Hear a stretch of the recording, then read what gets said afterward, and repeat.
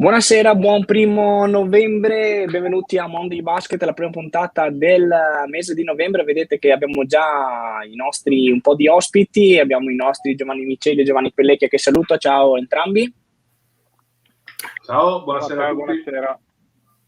E poi abbiamo già un po' di ospiti, in primis do il benvenuto a Paolo Sfriso, responsabile del settore giovanile di Universo Treviso Basket o Treviso Basket o NutriBullet, chiamatela un po' come siete abituati a farlo. Ciao Paolo, benvenuto. Ciao, grazie, ciao a tutti. Vedete già qui con noi Fabio Vitale, che è il responsabile mini basket del Comitato Regionale Veneto, e adesso compare con noi anche Lamberto Morello, che è il consigliere regionale delegato alla carica mini basket, perché parleremo di mini basket. Buonasera a entrambi, buonasera Fabio, buonasera Lamberto. Ciao a tutti, ciao, buonasera a tutti. Buonasera. Quindi stasera sicuramente siamo pieni, come vedete da monitor, saremo in tanti. Diamo la precedenza chiaramente a parlare un po' di basket giovanile, visto che abbiamo Paolo Sfriso con noi. Prima però di chiedere un po' a Paolo come è iniziata e ricominciata l'avventura del giovanile, dividiamo una notizia perché ve la dobbiamo dare. Di fatto, ultima ora, la Reyer ha esonerato 20 minuti fa Massimo Romano, allenatore della Serie 1 femminile, dopo il KO contro Bologna, molto pesante, della notte della serata di Halloween, pesantissima sconfitta della Reyer. Probabilmente questo è costato la panchina all'allenatore che era subentrato quest'anno, aveva preso in mano per la prima volta da head coach la Reyer femminile. Naturalmente nelle prossime ore la società Orogranata deciderà il nome del nuovo tecnico che dovrà insomma provare a risistemare quella che è un po' la situazione in casa Reyer. Chiedo ai miei compagni Giovanni Miceli e Giovanni Pellecchia se si aspettavano questo colpo di scena in casa Reyer, e poi entriamo invece solo a parlare con Paolo. No, anche perché alla fine la prima sconfitta stagionale è vero che è stata una brutta sconfitta in casa contro la Virtus Bologna.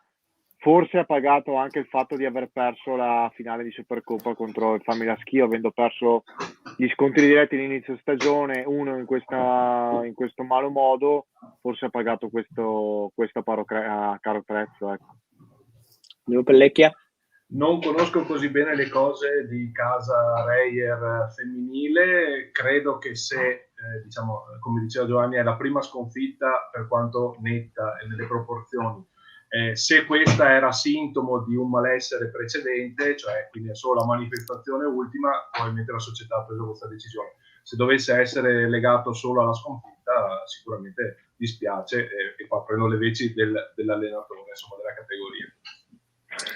Ok, parliamo invece adesso di basket giovanile. La settimana scorsa abbiamo avuto ospite Paolo Benedetti, responsabile del settore giovanile della Reyer. Siamo allontanati di qualche chilometro e abbiamo chiesto questa sera a Paolo Sfriso di essere qui con noi per raccontarci, Paolo, com'è stata la ripresa del vostro settore giovanile dopo comunque un periodo in cui si è giocato nulla e finalmente si è tornato finalmente in campo con le varie squadre, eccellenze, eccetera, eccetera. Ma è stata una ripresa molto entusiasmante perché i ragazzi, tutti noi, tutto l'ambiente non vedeva l'ora di ricominciare a riprendere un tram regolare che non facesse solo parte prima degli allenamenti senza contatto, poi con contatto, poi degli stop, poi delle riprese. Adesso sembrerebbe, toccando ferro, che le cose un po' alla volta riprendano come erano finite 2 anni fa, per cui speriamo che possa avere continuità. Sicuramente c'è un grandissimo entusiasmo da parte di tutti, comprese le difficoltà del caso, perché soprattutto i ragazzi sono proprio disabituati alle partite, per cui le vivono con entusiasmo, nello stesso tempo con pathos, ma è veramente bello vederli di nuovo poter calcare i campi anche con gli avversari, con gli arbitri, con tutto quello che è il contorno di una partita vera.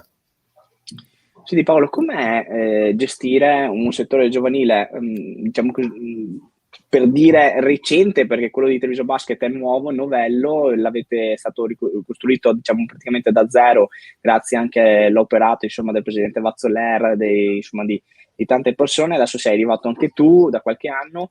È un, diciamo così, un vivaio che sta crescendo e sta mostrando anche dei talenti molto interessanti. Ma devo dire che ho trovato un'organizzazione per i pochi anni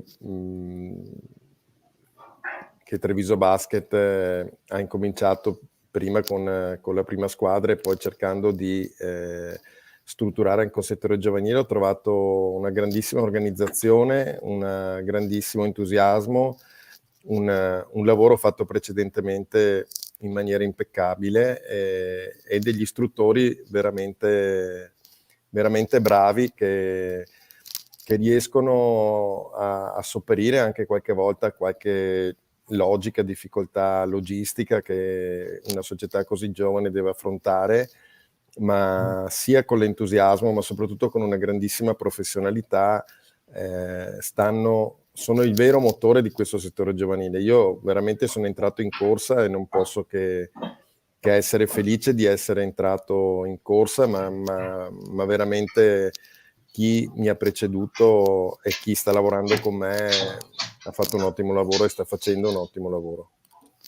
Cioè, ti chiedo una cosa, dopo non so se i miei amici Giovanni Micheli e Giovanni Pellecchi avevano domande per te. Si parlava settimana scorsa di, diciamo così, di quanti perdite, tra virgolette, possono esserci state in questo periodo, qualche ragazzo che si è magari disaffezionato, qualcuno che si è arreso, magari di quelli che erano magari lì incerti se continuare o no. Avete avuto anche voi questo problema, questa sensazione?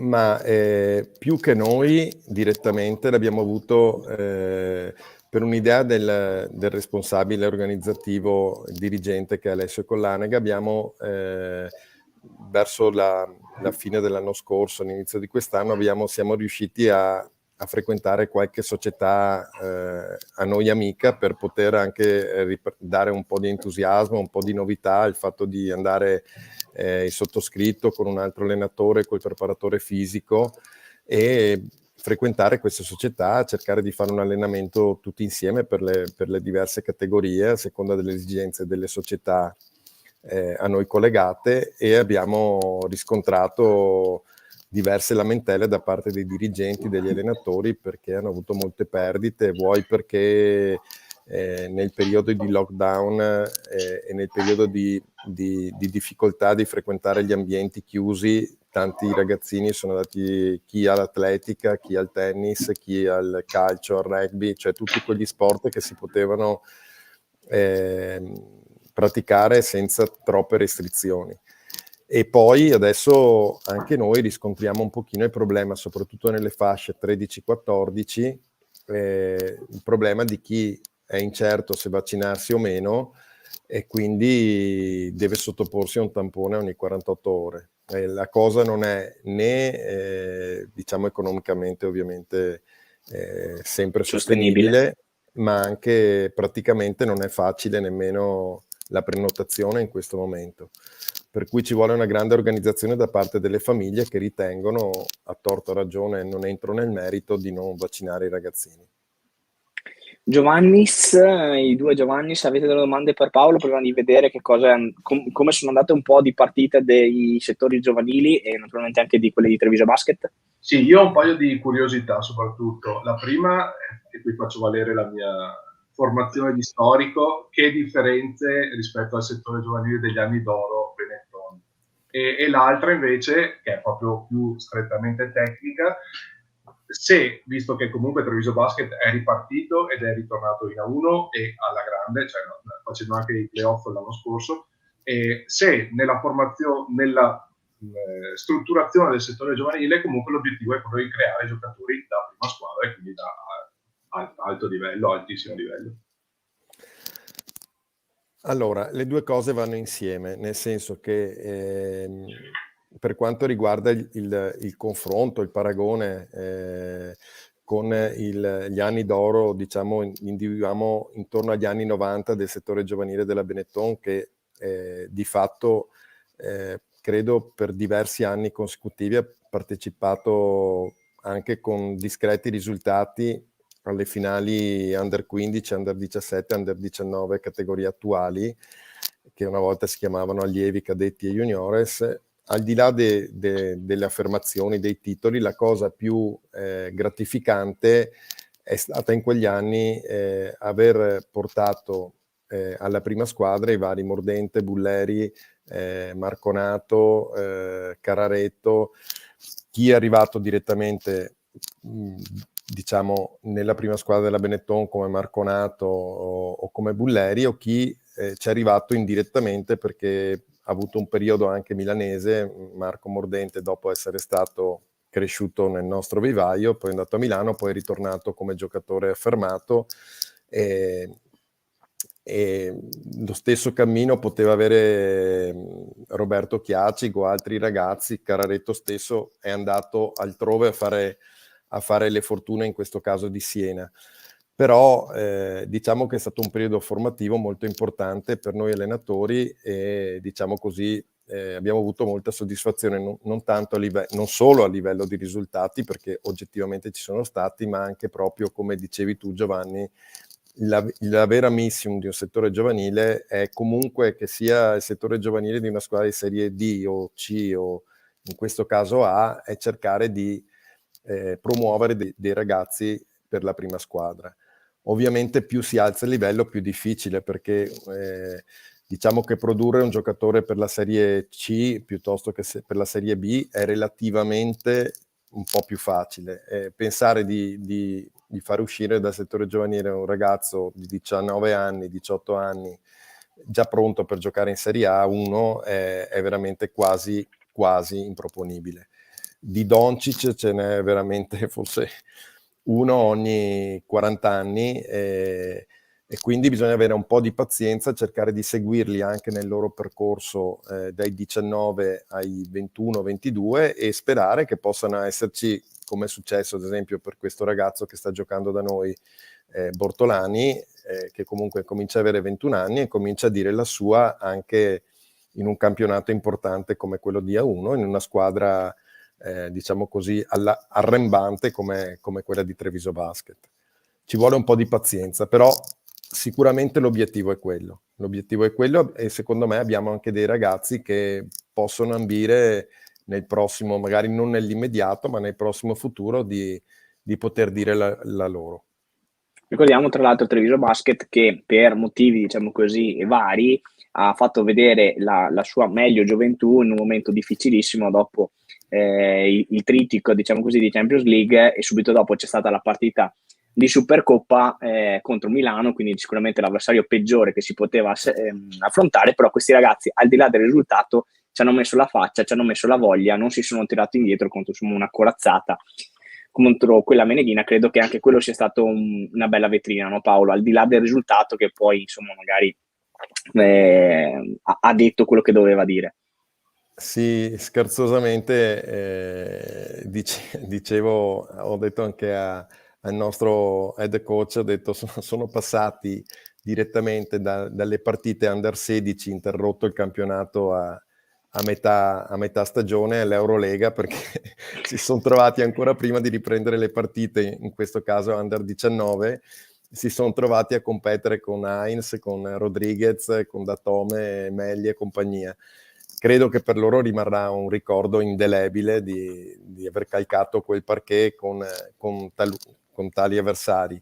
E comunque per noi è stata comunque un motivo di orgoglio, anche per la società, penso, poter far conoscere un po', addirittura tramite le riprese televisive, i migliori prodotti del nostro settore giovanile in questo momento.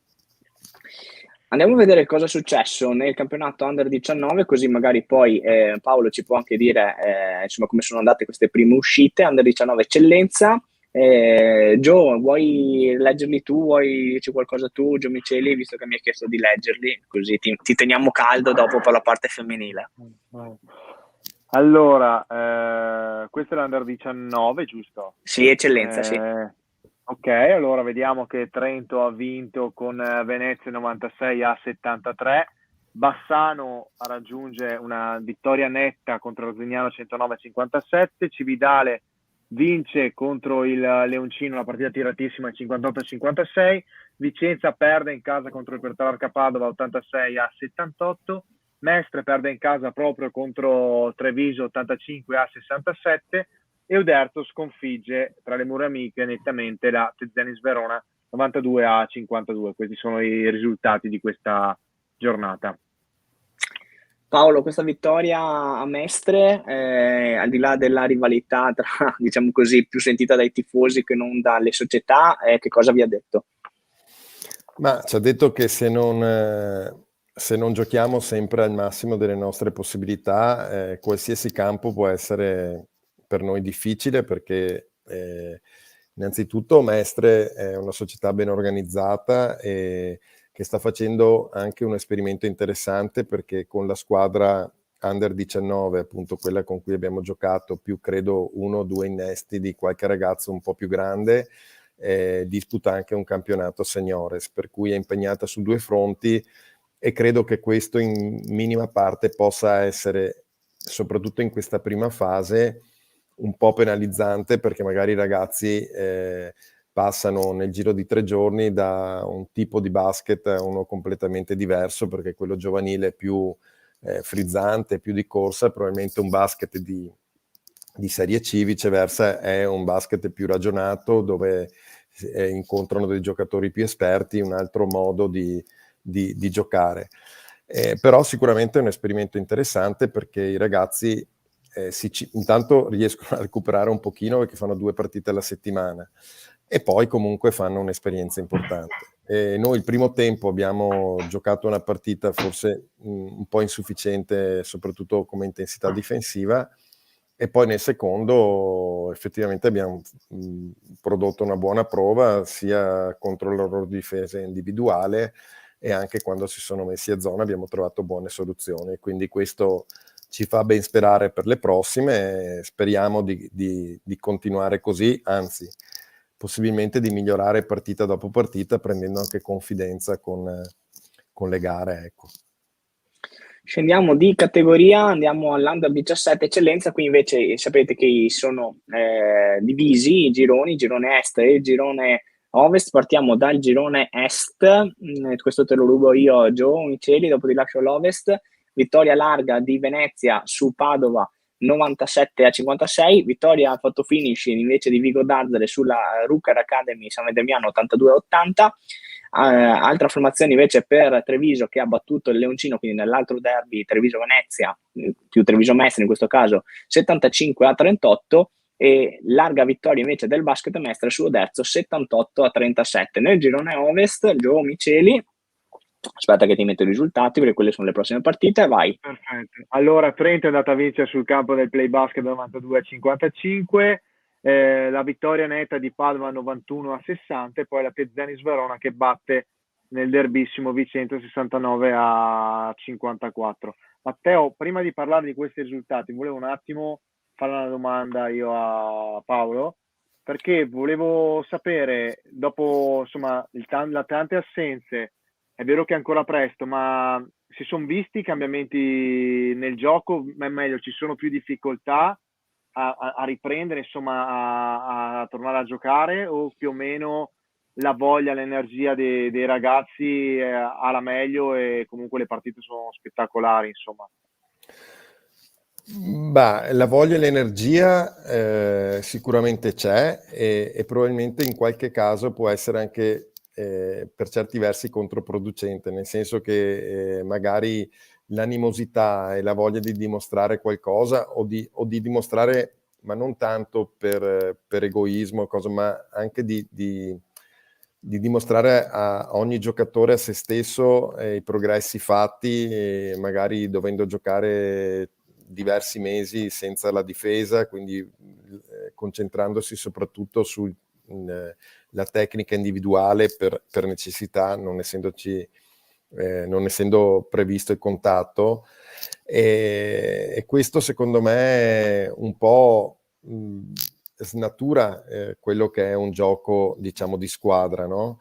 E quindi la disabitudine secondo me si nota delle squadre, si notano delle società che hanno avuto una linea un po' più rigida e quindi hanno seguito i protocolli alla lettera, e le società che invece magari hanno avuto per diversi motivi, vuoi perché avevano la palestra di proprietà, vuoi per scelte diverse, hanno avuto dei protocolli leggermente diversi e quindi magari avevano disputato un numero di amichevoli cospicuo prima di affrontare il campionato. Si vede molto questo gap, ecco, perché la disabitudine al gioco, all'emotività, al fatto che ci sia un arbitro che fischia e non l'allenatore, il fatto che ci siano dei falli, il bonus, è un riabituarsi a una pallacanestro, tra virgolette, vera. Certo. Andiamo a vedere l'ultimo campionato eccellenza, naturalmente ci focalizziamo un po' su questi, perché dopo chiaramente ce ne sono tanti di cui dovremo parlare, partendo dall'Under 15 eccellenza Girone Est, vittoria di San Demiano nel derby contro Trevigiano contro Derzo 86-77, tripletta quindi perfetta per Nutribullet Treviso che vince anche nell'Under 15 80-54 contro Montegrotto, Abano Montegrotto, e la vittoria della Reyer 71-49 su Salgareda. Per quanto riguarda il girone Ovest, terra tua, Gio. Allora, nel girone Ovest Trento sconfigge Martellago 77-61, la Tezenis Verona conferma la vittoria che abbiamo visto anche con l'Under 17, vince in questo caso il 74-69 contro Padova. Poi l'Oxygen Bassano sconfigge nel derby Vicenza 90-57. E quindi abbiamo fatto una carrellata completa, diciamo, di quelli che sono stati i campionati, le partite di questi campionati giovanili fino adesso. Paolo, come ti avevo promesso, non ti portiamo via tantissimo tempo. In chiusura ti chiediamo questo: come vedi, diciamo così, la stagione, sperando che non ci siano altri, tra virgolette, interruzioni, da quello che potrà venire, come potrà proseguire questa stagione? Ma intendi per le nostre formazioni o in generale? Sì, naturalmente, no, per Treviso Basket, chiaramente. Ma guarda, devo dire, noi abbiamo fatto una scelta proprio per cercare di far disputare più partite possibile, di fare un super gruppo, anche perché in virtù del fatto che le annate quest'anno sono leggermente cambiate del settore giovanile, cioè non c'è più l'Under 18, ma abbiamo due annate, l'Under 17 e l'Under 19, che sono diciamo così, le due annate di riferimento diverse da prima. Non c'è più l'Under 16 e l'Under 18, ma siamo arrivati all'Under 17 e Under 19, per cui abbiamo tenuto un super gruppo dal 2006 al 2004 con un solo elemento del 2003, perché abbiamo pensato che un paio di ragazzi nostri, segnatamente Edoardo Ronca e Davide Poser, che aiutano molto i ragazzi della Serie A, fossero pronti per fare già un doppio tesseramento con un campionato seniores. E così è stato. Uno giocherà con la Virgo Conegliano e il secondo gioca con l'Oderzo Basket. E di conseguenza abbiamo un gruppo giovane negli Under 19, ma molto talentuoso, e un gruppo altrettanto giovane con gli Under 17, altrettanto talentuoso, perché diciamo che il gruppo del 2005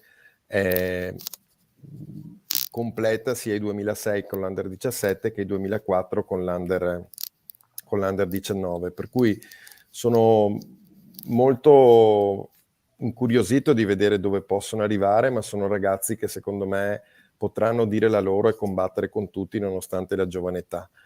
E viceversa, con gli Under 15 abbiamo forse il primo gruppo che esce dal nostro mini basket, dal mini basket di questa società che, come avete sottolineato voi, ha incominciato da pochi anni, quindi il reclutamento è ancora agli inizi, e questo è il primo gruppo, diciamo, quasi interamente composto da ragazzini che escono dal mini basket, per cui non è così al momento magari competitivo come i due gruppi superiori, ma sta settimana dopo settimana i ragazzi si stanno veramente compattando e con un grande lavoro da parte dei loro allenatori stanno ottenendo veramente dei miglioramenti notevolissimi, per cui mi fanno ben sperare anche loro.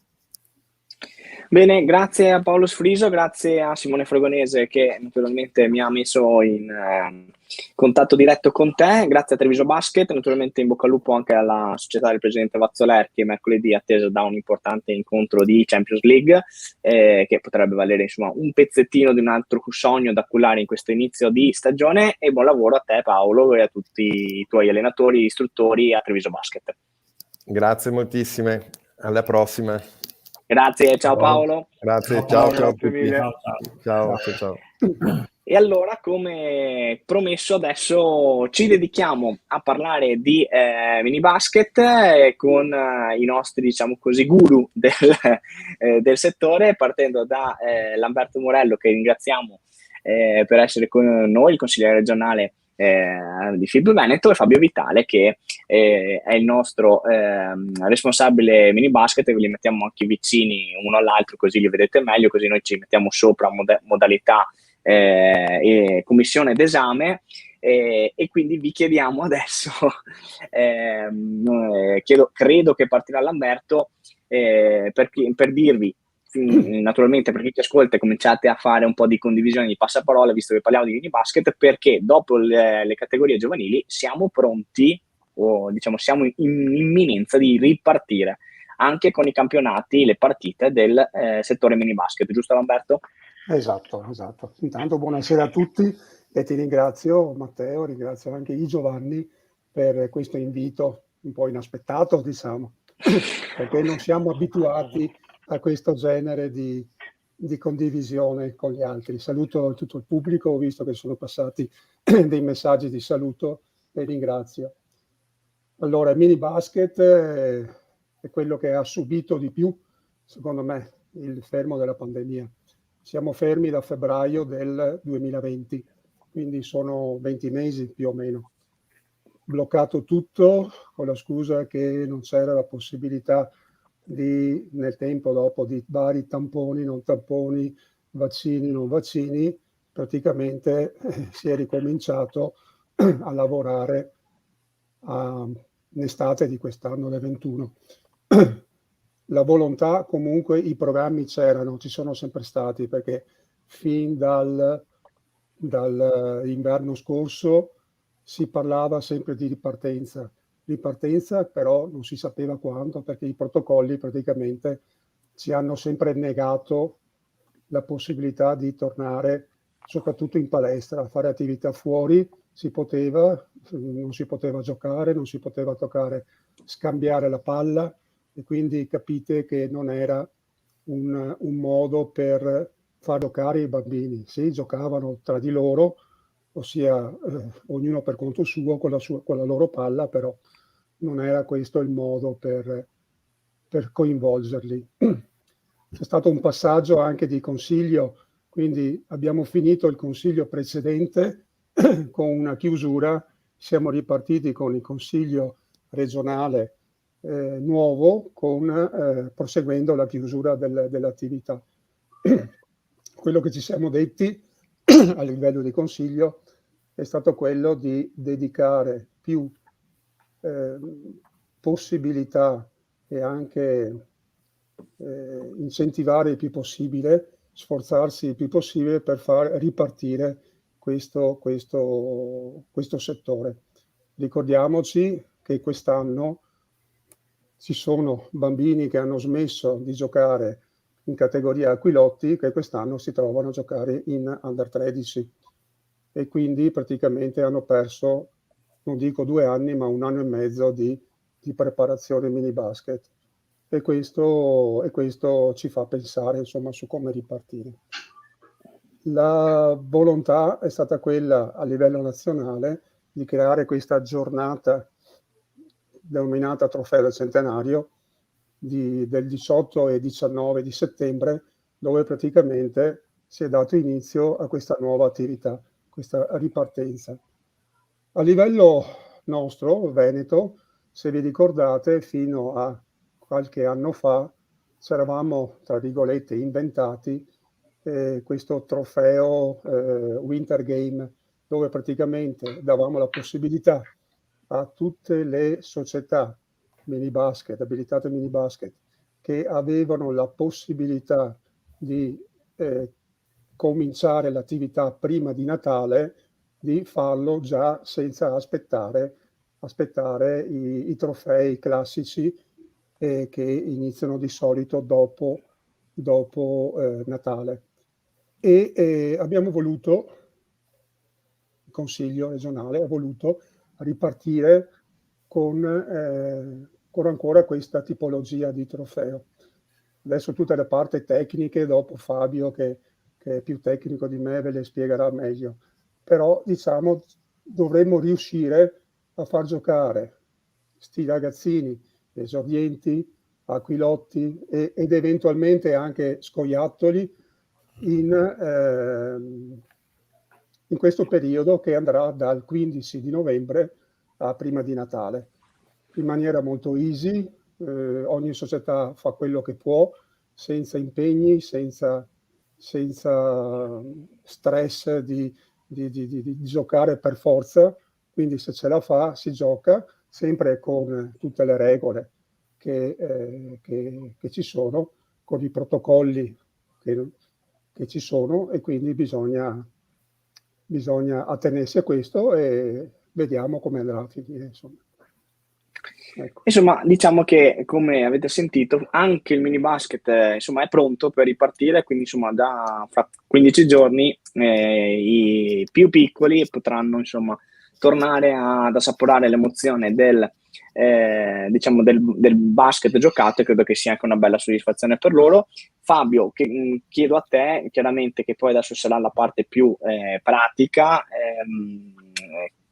come si tornerà a giocare, perché chiaramente insomma sarà più una questione di non tanto riabituare i ragazzi quanto stare magari attenti a determinate accortezze per le società, perché chiaramente si cercherà sempre di ricordarsi che ripartiamo, ma questo maledetto virus è sempre lì pronto a guastarci la festa. Intanto ciao a tutti e buonasera a tutti, grazie anche da parte mia di averci invitato a questa Monday Basket. Allora sì, stiamo ripartendo e cerchiamo di partire prima possibile e più possibile in maniera estesa in tutte le province del Veneto. E si partirà, come ha detto Lamberto, nel weekend del 13-14 di novembre per concludere questa prima fase, diciamo, questo trofeo che l'abbiamo chiamato proprio della ripartenza, si dovrà concludere entro il 18-19 di dicembre. Questo perché è una prima fase, vogliamo provarci anche noi come sono ripartite le giovanili e tutti quanti, diciamo, di vedere cosa succede in questo periodo. L'abbiamo esteso naturalmente ad esordienti, aquilotti e anche agli scoiattoli per chi è già pronto. Diciamo che abbiamo deciso a livello regionale di ammettere le categorie come open, nel senso che da quest'anno, anche l'anno scorso diciamo è stato fatto questo, però l'anno scorso non c'è stata nessuna attività, siamo riusciti, ci hanno concesso di estendere le categorie. Per esempio gli esordienti possono giocare il 2010, 2011, 2012 maschile, femminile addirittura bambine nel 2013, e aquilotti lo stesso, è stato esteso a 3 anni la possibilità di poter far giocare questi bambini. Quindi anche per le società dove ne hanno meno cerchiamo di agevolarli in modo di far giocare anche di poter mettere dentro dei bambini anche se non hanno i roster completi, diciamo, per i 12 giocatori. Questo l'abbiamo fatto apposta per questa cosa qua, non a livello di gioco, perché a livello di gioco giocheremo come da regolamento mini basket, quindi per quanto riguarda gli aquilotti giocheremo il 4 contro 4, diciamo non open. Abbiamo voluto fare open per quanto riguarda le categorie, però come gioco il gioco normale del 4 contro 4, 6 tempi, e gli esordienti come dal nuovo regolamento di quest'anno sarà lo stesso 5 contro 5, però 6 tempi come gli aquilotti. Quindi non ci sarà più il punteggio progressivo, ma ci saranno i risultati dei vari mini tempi, quindi dei 6 tempi, quindi uno potrà fare 3 punti per ogni tempo vinto, 1 punto per il tempo perso, 2 punti per quelli pareggiati. Quindi al massimo si potrà vincere con un 18-6, non più con quei risultati che a volte facevano, diciamo, scalpore per le partite mini basket. Quindi diciamo è questo. Ripartiamo col protocollo che è stato fatto per il mini basket, quello del 15 di ottobre, che è l'ultimo protocollo che è arrivato. cercando di, naturalmente, è un campionato, cioè, non è un campionato perché non ci sarà né classifica né niente, ma proprio stiamo a vedere cosa succederà. I gironi verranno fatti molto piccoli, quindi al massimo di 5, se sono piccoli possono fare andata e ritorno perché sono al massimo 4-5 squadre. Se sono un attimino più grossi si farà solo la parte di andata in modo da arrivare comunque fino al 18-19 di dicembre. Poi tireremo un attimo le somme, vedremo cosa succede in questo mese, un poco più di mese che ci aspetta prima del Natale, per poi a gennaio cercare di ripartire, sperando che la situazione rimanga questa, quindi si rimanga in zona bianca, per poter ripartire, diciamo, un po' più in modo consistente anche con tutto il resto. Quindi cerchiamo di fare questo. Come ho detto, le categorie saranno open, quindi cercheremo di raggruppare più bambini possibile che possono giocare in questo mini campionato, diciamo. Altre cose, cerchiamo di suggerire alle società, come è sempre stato fatto, di iscrivere i propri istruttori che siano tesserati e che siano veramente istruttori e che abbiano il mini tesseramento a gare, perché questo, diciamo, fa sì che possono essere tutelati con le assicurazioni che ha la FIP, insomma. Quindi sono per avere tutto in regola, visto che quest'anno ci sono molte regole diverse e bisogna tenersi anche al protocollo, di fare queste liste, di tenere al massimo 12 bambini per ogni partita. Lo so che una volta era bello portarne anche tanti altri, però il protocollo quest'anno prevede al massimo 12 e quindi cerchiamo di 12 più 12 dell'altra squadra più 24 al massimo, esatto. Quindi magari quest'anno cerchiamo di limitare proprio il numero di bambini, mentre gli anni scorsi dicevamo, vabbè, anche se sono 20 facciamoli giocare lo stesso. Quest'anno, diciamo, con queste regole qua non è più possibile, quindi limitiamoci un attimo a questo. E, come anche quest'anno, come l'anno scorso, come gli anni precedenti, come l'anno scorso, diciamo, il tesseramento dei bambini è gratis, quindi chiediamo alle società di farlo perché così almeno sono coperti da assicurazione. Anche il mini tesseramento gare per quanto riguarda gli istruttori è gratuito, non si paga nulla, quindi fatelo, insomma. Questo per cercare di evitare che poi ci siano problemi a livello giuridico o altre cose del genere. Ok, intanto che non so se i due Giovanni hanno delle domande per voi, io faccio una domanda singola, poi non so chi di due mi risponderà. In questo periodo, quindi iscrizioni aperte per le società, punto di domanda, quindi ci si può iscrivere ai trofei della ripartenza delle varie province oppure sono già chiuse? E la seconda domanda è se arriverà, ne metto giù due così dopo mi dite tutto, se arriverà tipo un vademecum di quello che bisognerà fare, documenti eventualmente da portare, oltre ai classici, documenti di riconoscimento, queste cose qui. Allora, parlo io Lamberto, diciamo che le iscrizioni sono state aperte, erano già aperte da tempo, quindi io penso che adesso fino a ottobre stavano per concludersi le iscrizioni. Comunque sia, se le società hanno ancora bisogno, che contattino direttamente le varie province in modo da sapere se ci sono ancora delle iscrizioni, dei posti disponibili, e quello penso di sì, insomma. Quindi comunque sia, sono stati avvisati, tutte le società sono state avvisate dai vari delegati provinciali. Per quanto riguarda il vademecum, lo stesso dovrebbe essere stato fatto una mail, diciamo, a tutte le società che volevano partecipare a questo, dove presentare perlomeno le liste gara dove sono segnati i bambini, perché comunque dal protocollo sappiamo che sotto i 12 anni non è previsto alcun Green Pass, quindi comunque i bambini non hanno bisogno di alcun tipo di vaccino o tampone da effettuarsi. Mentre per gli istruttori quello sì, e anche per eventualmente i genitori quello dipende proprio dall'accesso del pubblico, dipende dalle palestre dove si andrà a giocare, quello dipenderà appunto dalle società ospitanti e là varrà il regolamento dei protocolli, diciamo, che seguono come la parte giovanile. Quindi sì, dovrà essere fatta una lista con i nominativi dei bambini naturalmente che parteciperanno, perché se dovesse succedere qualcosa, speriamo mai, abbiamo riferimenti di chi ha partecipato a quella gara. E quindi essere tracciati. Giovanni, avete domande per Lamberto o Fabio? Sì, io avevo una domanda per Lamberto, una curiosità più che altro. Sì. Allora, siamo tutti consapevoli che, come dicevi tu in precedenza, all'inizio del tuo intervento, il mini basket probabilmente è quello che ha sofferto di più il Covid, ma volevo sapere, si è fatta una stima di più o meno quanto ha perso realmente il mini basket a livello, chiaramente parliamo di noi, Veneto ovviamente.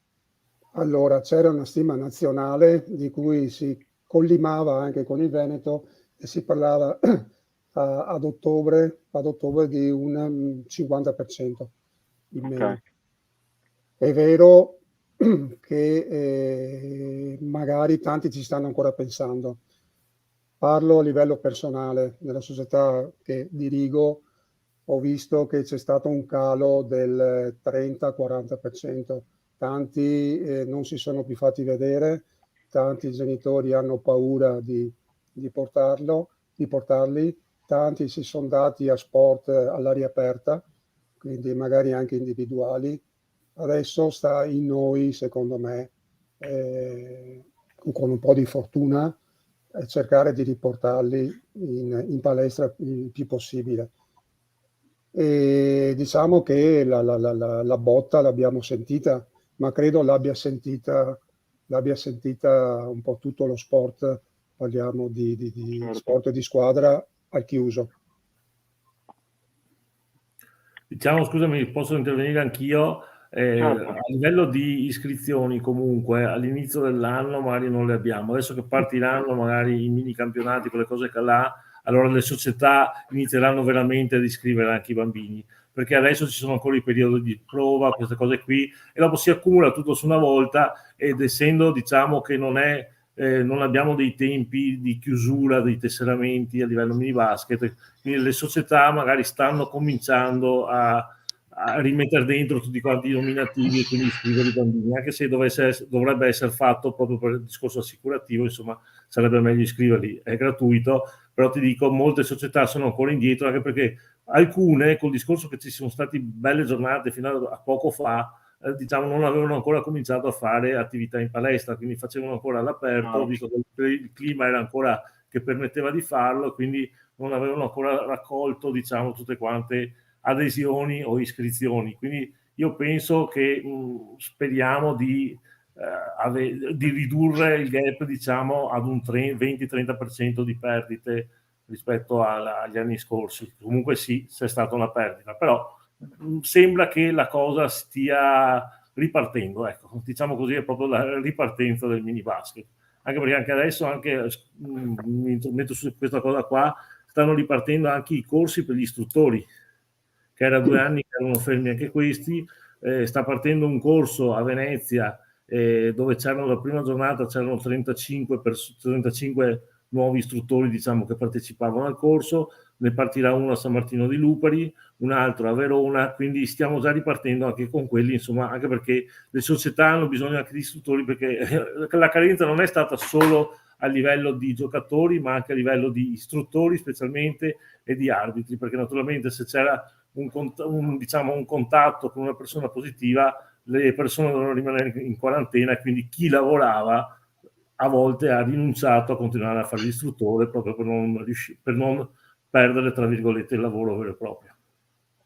Con poi tutta la serie di problematiche che sicuramente si sono legate anche nella ricerca degli istruttori, che abbiamo saputo da diverse società, dovute legate chiaramente al Green Pass, perché come giustamente ricordava Fabio Vitale, per tutti, diciamo così, gli istruttori, i dirigenti, tutti i genitori che naturalmente dovranno, questa è un'altra componente credo importante, Lamberto, cioè comunque il rinnovo del coinvolgimento dei genitori, perché chiaramente il mini basket vive del supporto dei genitori e per la parte di trasporto e soprattutto per quella che è la parte anche solo più semplice di referto, tavolo, diciamo così, e aiuto. Adesso sicuramente c'è anche questo discorso del delegato proprio della vigilanza per Covid, insomma ci sono tante cose, insomma credo che le società dovranno in gioco forza aiutarsi. Anche lì la presenza delle famiglie che devono essere munite di Green Pass chiaramente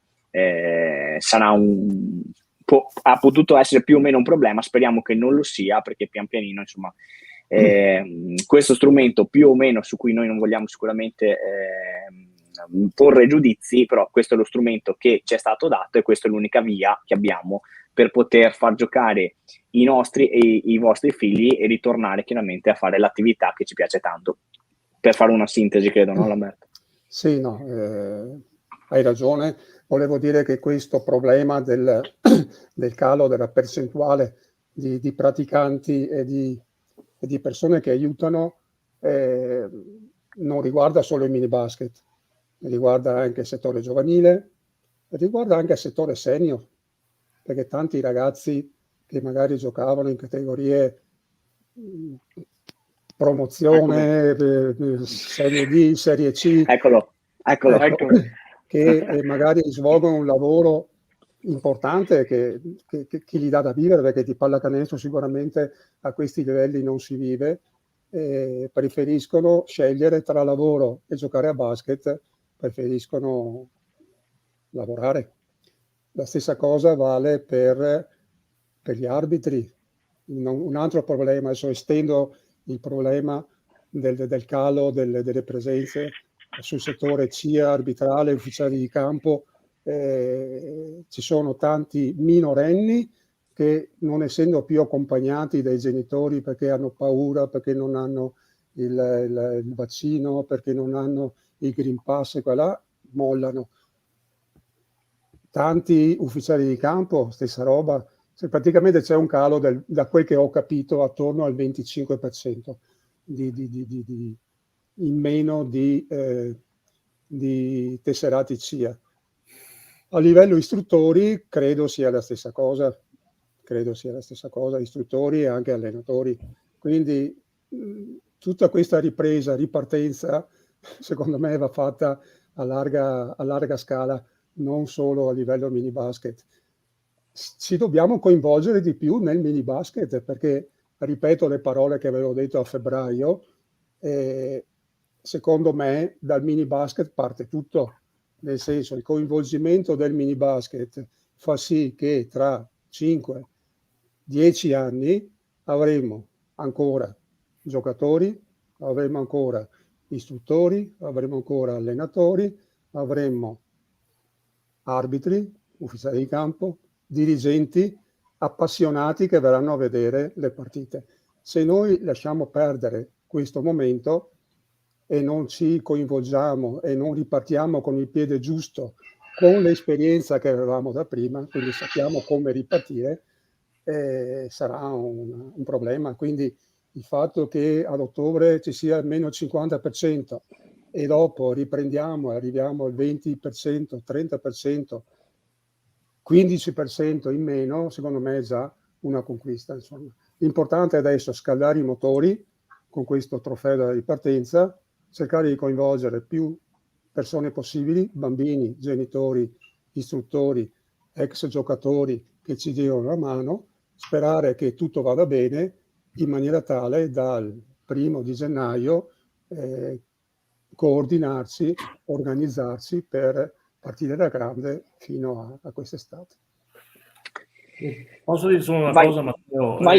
Per quanto riguarda, come aveva detto Lamberto, quella giornata finale, diciamo, che c'è stata il trofeo del centenario, è stato bellissimo vedere proprio la ripartenza fatta in un certo modo, e ne parlavamo anche con molti istruttori della stessa cosa, vedere i bambini che giocavano senza interessarsi assolutamente del punteggio acquisito, mentre una volta andavano sempre a chiedere quanto abbiamo vinto, abbiamo perso, a nessuno interessava niente, cioè né ai bambini né agli istruttori. Cioè, è stato bello proprio vedere tutti quanti ripartire e ricominciare a giocare. Cioè, questa cosa è stata veramente, diciamo, quasi commovente, perché è una cosa che abbiamo visto in quei 2 giorni in cui siamo ripartiti col trofeo del centenario, anche se non c'erano tantissime squadre, però diciamo anche lì qualcosa si è fatto. Quindi abbiamo visto questa cosa qui, la voglia proprio di ricominciare e di non aver più quell'incubo del punteggio, oddio sto perdendo, sto vincendo. L'importante era giocare, questa è la cosa più importante, insomma. Quindi per i bambini penso che sia la cosa migliore, quella di ricominciare a fare attività. Sì, assolutamente, quindi ringraziamo il Comitato Regionale Veneto, quindi il consigliere Lamberto Morello che è venuto qui, chiaramente, e guardate, credo che il commento del nostro amico Gianluca Gamma sia arrivi a pennello, più mini basket per tutti, chiaramente, assolutamente, quindi salutiamo che Gianluca tra l'altro ci segue sempre e lo dobbiamo anche avere ospite lo abbiamo promesso fra poco, anche se lui non ama apparire, però in qualche modo lo incastreremo. È una promessa, non è una minaccia, Gianluca, però chiaramente cercheremo di averti qui con noi. Lamberto, Fabio, grazie. Quindi società e centri mini basket pronti nel caso se non avevate insomma nell'onda, se non eravate arrivati nell'onda, chi insomma si riparte e cominciate ad attrezzarvi, perché quindi fra 14 giorni si torna a giocare. Eventualmente sapete sempre le mail di riferimento dei vari comitati provinciali, soprattutto per questa ripartenza, quindi minibasket. La sigla della vostra provincia, quindi TV, PD, V, RO, quello che insomma sapete, veneto.fip.it, per avere tutte le informazioni necessarie, o eventualmente quello generale vi risponde proprio il nostro super amico Fabio Vitale, che è minibasket@veneto.fip.it, e avrete tutte le informazioni o vi disloca alle persone di riferimento. Grazie. Che comunque ricevo sempre telefonate, diciamo la disponibilità è sempre al massimo. Perfetto, quindi insomma sapete ci siamo sempre per voi, gli uffici continuano sempre a lavorare e grazie al cielo insomma adesso stiamo lavorando anche su quella che è la pallacanestro che ci piace, quindi quella del basket giocato. Grazie Fabio, grazie Lamberto di essere stati con noi. Grazie a tutti e ringrazio tutti quelli che hanno salutato. Grazie mille. Grazie a tutti. Grazie, ciao, grazie. Grazie a voi, grazie mille. Ciao. Ok, allora, cari amici Giovanni e Giovanni, adesso io inizio la parte che riguarda i campionati con questa cosa qui, giusto perché comunque visto che c'è stata una miriade di polemiche su questa cosa, iniziamo da qui. Dopo mi dite cosa ne pensate. Vediamo se parte. Si vede?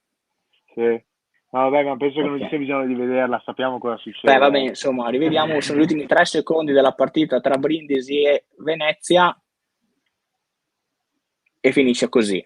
Le proteste di tutti, la gioia di Brindisi, la disperazione di Tonut che dopo fa un bellissimo post a fine partita, ma anche diciamo così un po' di querel social. Vedete De Raffaele imbufalito, e per vedere Walter De Raffaele così arrabbiato ce ne vuole un bel po'. Gli hanno rovinato il compleanno, quindi tra l'altro gli facciamo anche gli auguri a Walter De Raffaele che ieri ha festeggiato il compleanno. Qui stiamo vedendo un replay. Adesso io vi chiedo allora a Giovanni Pellecchia da allenatore, a Giovanni Miceli da giocatore, un vostro parere proprio spassionato su questa situazione. Gio, vai tu. Parte il coach. Allora, al di là del coach, c'era un mister storico nel calcio che diceva rigore è quando l'arbitro fischia. E qui l'arbitro non ha fischiato, mi pare una topica colossale. La domanda è perché in qualche modo non siano intervenuti anche magari con sistemi filmati, voglio dire, perché a mio avviso, ovviamente prendo un po' le parti del coach della Reyer, è un fallo al limite dell'antisportivo. Non sanzionarlo nemmeno mi pare proprio una scelta coraggiosa.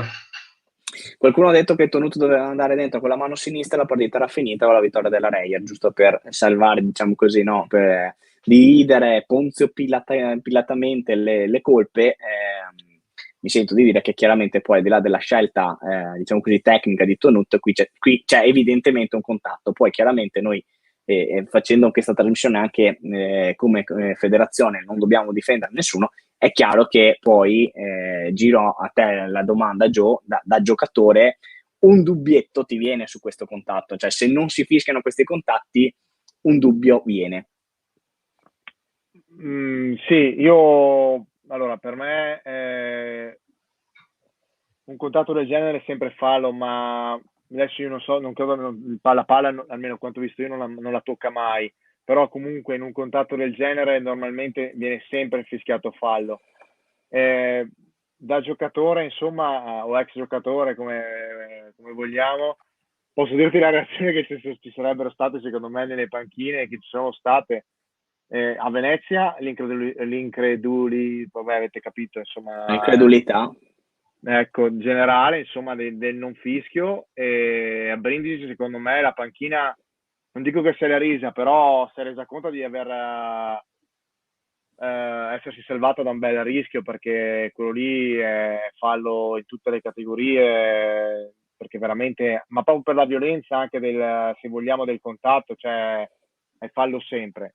Non so se sia antisportivo come dica Joe, sicuramente è fallo. A me pare che si disinteressi della palla, per cui per quello dico che è al limite dell'antisportivo, cioè nel senso che lui va per fermare il giocatore, indipendentemente da qualsiasi poi esito che potrebbe avere. Io Sì, volevo no, ma soffermarmi. hai ragione. Cioè, Io volevo quello soffermarmi, che dico però, io invece, scusami Matteo, è proprio, cioè, magari sì, Joe dice non cerca il pallone, io dico proprio l'intensità con cui si arriva a scontrarsi, cioè sempre fallo. In volo poi è sempre fallo del difensore, secondo me. Poi loro sono più vicini di noi sicuramente. Il contatto magari in televisione sembra amplificato, invece era un contatto magari più leggero, diciamo, e quindi si cambia il discorso, però vista così è sempre fallo, ecco. Ecco, per completare, diciamo così, questo ragionamento, per non fare un processo a nessuno, io credo che la risposta più bella l'abbia data proprio Stefano Tonut. Vedete, ore 23:31, poche ore dopo la fine della partita, la risposta di Stefano è stata: sbagliamo tutti, è umano. Per questo ho apprezzato molto la sincerità e l'onestà di Carmelo, che è Patternicò, l'arbitro, diciamo così, interessato diciamo così, al fischio, e credo che questo sia anche un po' il segnale molto bello che arrivi dalla Serie A e da un campione come Stefano Tonut, che ci può naturalmente aiutare tutti per dire, insomma, sbagliano in Serie A, perché chiaramente qui stiamo parlando di un errore che ha costato sicuramente una partita a una società importante come Rai e comunque come Brindisi, che chiaramente si stava giocando 2 punti importanti per stare al secondo posto. E la reazione di un giocatore come Stefano Tonut, che dice: dobbiamo mettere nel conto che purtroppo si sbaglia. Quindi io credo che anche questo spirito di sportività possa aiutare noi e tutti a entrare in questa logica, perché proprio nella ripartenza direi che sia molto bello che è successo, ma è anche bello vedere che campioni come Stefano Tonut possono dire: ragazzi, si sbaglia nel basket, può succedere, ripartiamo da qui. Credo che sia questo anche il messaggio che noi vogliamo dare questa sera. Non so se siete d'accordo. Sicuramente, sì, assolutamente. Sono d'accordo. Ci tengo a sottolineare che però ha detto sbagliamo tutti, cioè nel senso che lui giustamente parte da un presupposto che è quello che abbiamo un po' tutti anche questa sera. Bene, tornando invece a cose più terrene, diciamo un po' più di basso profilo, tra virgolette, senza nulla portare via a nessuno, andiamo a vedere che cosa è successo proprio velocissimamente, perché stasera abbiamo dedicato spazio grandissimo alle giovanili e al mini basket nei nostri campionati, partendo dalla Serie C. E quindi magari Joe, per lei che magari ci può dire qualcosina, vi leggo intanto i risultati. La vittoria di Padova fuori casa 83-73, la vittoria di Riese del mio amico Pipo Campagnolo 63-62 sul campo di Trieste, la vittoria di Oderzo 79-67 contro il Leoncino 79, cioè già detto, scusate, un'altra vittoria esterna, quella dell'Alta Trieste 91-84 sul campo di Bassano. Torna a vincere la tua amica cestistica Joe Miceli 57-51 contro Bolzano, la prima vittoria della stagione per Murano nel derby contro Mirano. Praticamente qui è veramente un gioco di lettere, differenza proprio di una parola. Derby sempre equilibratissimo, deciso nel finale da 2 canestri della squadra veneziana, e poi continua la corsa di Montebelluna 97-79 su San Donà. Direi così a naso che forse probabilmente Joe il risultato che appare è forse quello di Riese, quello che ha fatto un po' più di notizia, può fare notizia. Ma sicuramente dai. Sì, esatto, nel senso che non perché abbiamo qui Giovanni che è un veronese, ma credo che quello della cestistica ottenuto contro Piani Bolzano, che era una delle 3 squadre che erano arrivate a punteggio pieno a questa giornata, sia sicuramente da rimarcare, insomma, e quindi importante. Decisamente importante, soprattutto per la difficoltà del campo, anche del successo del team Riese in quel Trieste contro la squadra di minoranza slovena dello Jadran. Andiamo a vedere, poi intanto continua a correre Padova, che naturalmente Padova e l'altra Trieste, e Curso Trieste sono in questo momento prime imbattute, 5 su 5, ma seconda ma imbattuta, perché deve recuperare sempre la partita d'esordio sul campo del Leoncino. C'è Montebelluna, che quindi è 4 su 4, la partita con Leoncino Mestre sarà recuperata l'8 dicembre, e Montebelluna che in assoluto ha il miglior attacco per media punti partita, a 86, che direi parla da solo. Scendiamo di una categoria, andiamo a vedere cosa è successo nella C-Silver, il girone Est, la vittoria di Pieve 71-64 su Caorle, l'ampia vittoria di Spresiano su Feltre 85-56, la vittoria di Ormelle 67-55 su Venezia, e la vittoria esterna del Cavallino 77-72 sul campo di Conegliano. Nel quanto riguarda invece il girone Est, questa è la prossima giornata, torniamo indietro di una. La vittoria esterna di San Bonifacio sul campo di Resana, altra vittoria esterna da parte di Carré sul campo di Montegrotto 73-47, molto ampia.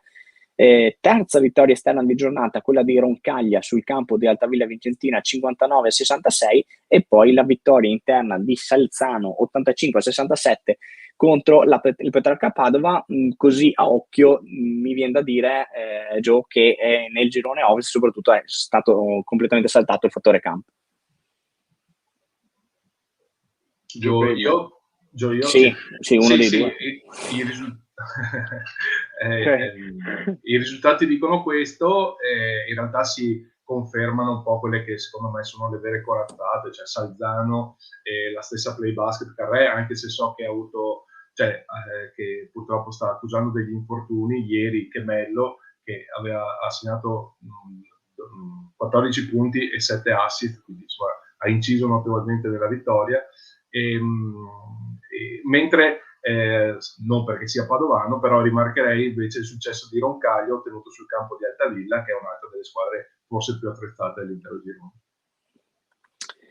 Andiamo alla Serie D, cosa dite? Così andiamo via veloci, se non ci sono altre cose da dire sulla C-Silver. Naturalmente tutto quello che non trovate, che noi vi diciamo questa sera, lo potete comunque vedere proprio nei pezzi che scrive il nostro Giovanni Pellecchia su Palla 2, che naturalmente fanno sempre riepilogo di quello che è successo nel weekend. Partiamo dal girone D, dal girone A della Serie D, vittoria di Strano su Valbelluna 90-83, si è segnato tantissimo in questa partita, vittoria esterna di Motta contro Castelfranco 61-59 nel derbissimo trevigiano, vittoria di Monastier su Priola 66-59 e vittoria di Paese 63-51 su Silea. Voi fermatemi se ci sono cose particolari di queste partite. Nel girone B, torniamo sempre indietro, vittoria di Mestre 74-52 sulla Fiamma Venezia, naturalmente questa è la Castellana, Foltranauto, più semplicemente più conosciuta come Castellana, tra l'altro con espulsione del coach della Fiamma alla fine del primo quarto, su un fallo, se non ho visto male, addirittura alla fine del primo quarto, con un lancio dalla propria area da parte di Castellana. Le arbitri hanno fischiato il fallo, che ha fatto molto arrabbiare il coach della Fiamma, e che poi è stato direttamente espulso. La vittoria di Vigonza 59-58 su Roncade, la vittoria del Jolly Basket sull'Alvisiana 59-54 e la vittoria di Spinea che ha sbancato Riviera 70-55. Nel girone C, terza giornata, vittoria esterna di una squadra che si chiama Usmi sul campo di Cittadella.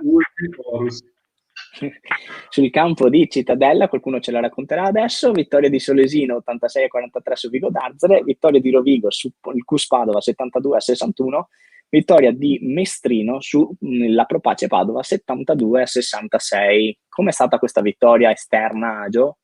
Beh, spettacolare, direi, il punteggio parla da solo. No, siamo tutti molto contenti perché Cittadella sicuramente sta accusando dei problemi, non ultimi quelli di infortuni. So che ad esempio si sta allenando con loro anche Nicola Tosetto, che ho allenato a Marostica per anni in B2, però non è stato ancora, cioè, o non è tesserato o comunque non è ancora pronto per scendere in campo. Comunque, nonostante questo, Cittadella è una squadra dotata di lunghi, dotata di un giocatore come Elia Crestani, che ha fatto anche lui C1 e B2, Noi siamo stati bravi perché siamo stati sempre in partita nel primo tempo e all'inizio del secondo tempo abbiamo piazzato un 8-0 di parziale. Siamo riusciti a dilatare ulteriormente il vantaggio fino a 14 punti con brividi finali, qualche palla persa, qualche 360 gradi un po' avveniristico nel finale, però poi abbiamo mantenuto e sono molto contento per i ragazzi. Bene, quindi sei riuscito poi anche a goderti questo weekend col primo sorriso della stagione.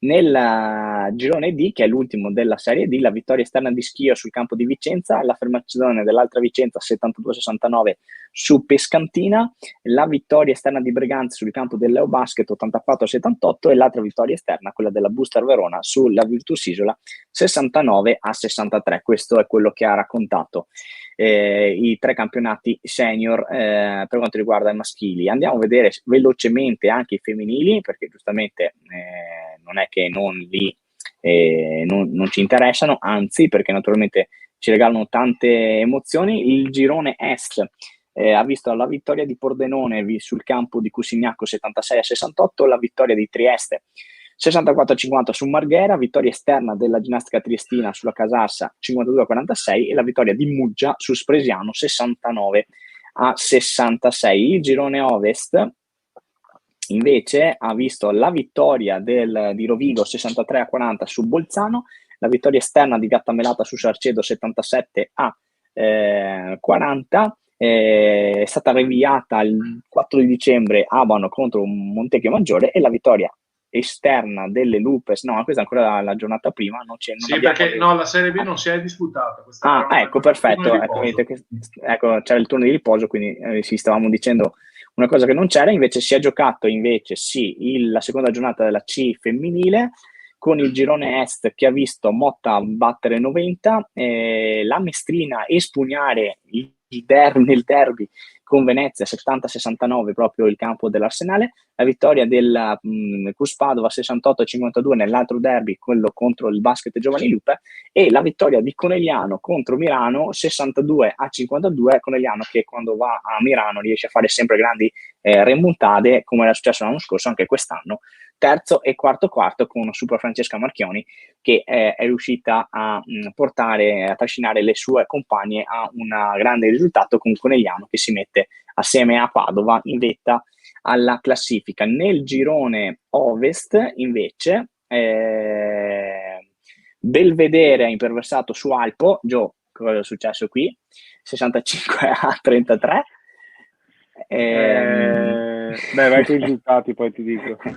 Vittoria di Garda Basket 73-51 su Victoria, vittoria esterna di Sport and Fun su Charlie Basket 46-36 e l'ultimo risultato che vediamo è quello dell'84-51 di Vicenza sulla cestistica rivana. Dicevamo. Niente di Alpo, vabbè, a parte dire che è una squadra completamente diversa rispetto all'anno scorso, con tante giocatrici che sono andate via, ha avuto anche un infortunio che si è riversato non solo nella 2 ma soprattutto nella Serie C di Franco, che si è rotta il crociato, e Franco era assolutamente un'assoluta protagonista in A2 e anche soprattutto in Serie C.